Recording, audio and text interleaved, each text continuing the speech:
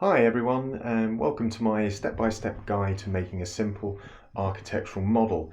And for this I have gathered up some household packaging, recycling old boxes, which are incredibly useful for doing this sort of project. The example shown is a 1:50 scale, and I've utilised the current BAID first year Unit 3 and 4 space project. The tools that I've used are a craft knife, steel ruler, double-sided tape, masking tape and glue. So nice and straightforward. So as you can see, these three boxes that I collected, when opened up, do create quite a reasonable amount there of usable material to build your model. Certainly plenty for the model that I'm going to show you.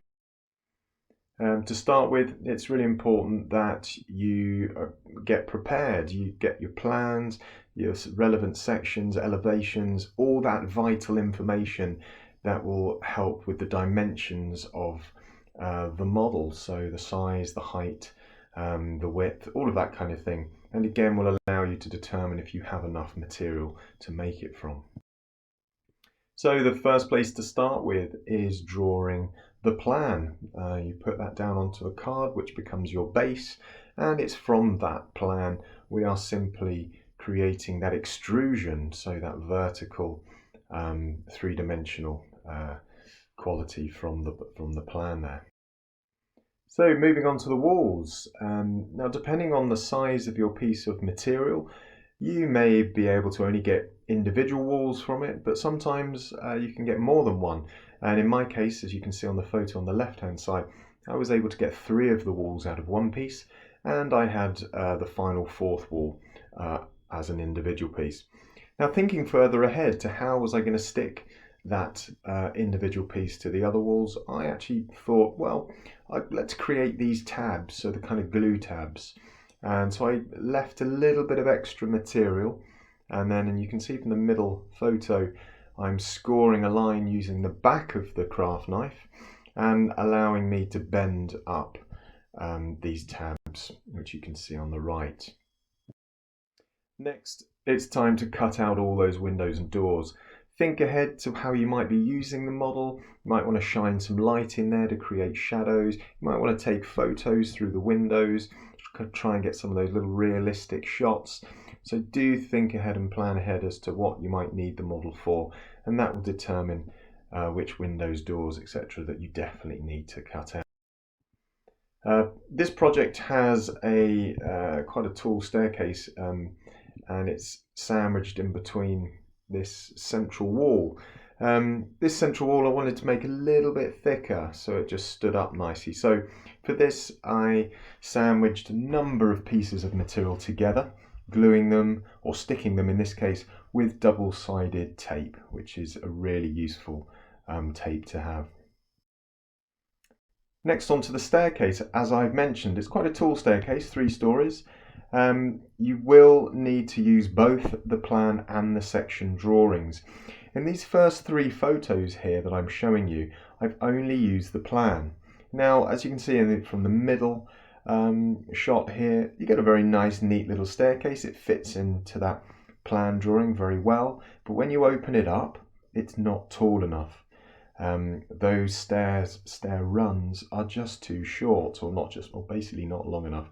So what we need is to use the elevation, and you can see a little elevation drawing on the left here, which determines the length of those pieces of material with the lines for the steps on there. And then we can cut all those pieces out, and you end up with your 4 stair runs and the landings, and you can kind of put it all together. And in this case, I put it together with masking tape, which is perfectly adequate, and other tape as well, like sellotape would be perfectly good for this as well. So there's the staircase fully created, and in order to give that some rigidity, I decided I was going to stick that to that central wall that I created earlier. So using PVA glue, marking out exactly where that staircase needed to lay, I placed it onto there and glued it down. And in this instance, the steel ruler proved very handy as a weight whilst the glue was drying. And finally, here we see my last kind of intervention, which is sticking that staircase and the central wall onto the plan, and sticking that wall, or you decide, is it every wall you want to stick down, or in my case I wanted to have it so the model still opened up. So I stuck the staircase to the end wall, and you can see in the photo on the left hand side, using a couple of little pieces of card which allowed me to stick the landings to and give it a little bit more strength. And then I folded in that side wall and stuck it to the staircase as well, as you can see on the photo on the right. And there we have it. We have our final model, which we can then wrap up and put together as one, or indeed we can open it back up and reveal it to use for our designing and our thinking and sort of experimenting with maybe a few other materials. And in this last slide, you can see the sort of finished product, just using some masking tape to keep that all together. And when you want to open it up, just unpeel the masking tape and that model will open up for you, allowing you to have a look inside. As I have said, always enjoy making your models. I certainly really enjoyed making this, and keep things simple, like the staircase, for example. Nothing wrong with having sort of flat runs for stairs with the little lines drawn on to indicate where the stairs would be. If the packaging is not quite for you at the time, like you can see here in these final photos, then of course just cover the outside walls as well with additional pieces of card, just to smarten it up, ready for those photographs. But I hope this has been useful for you, and wishing you all the best with your model making.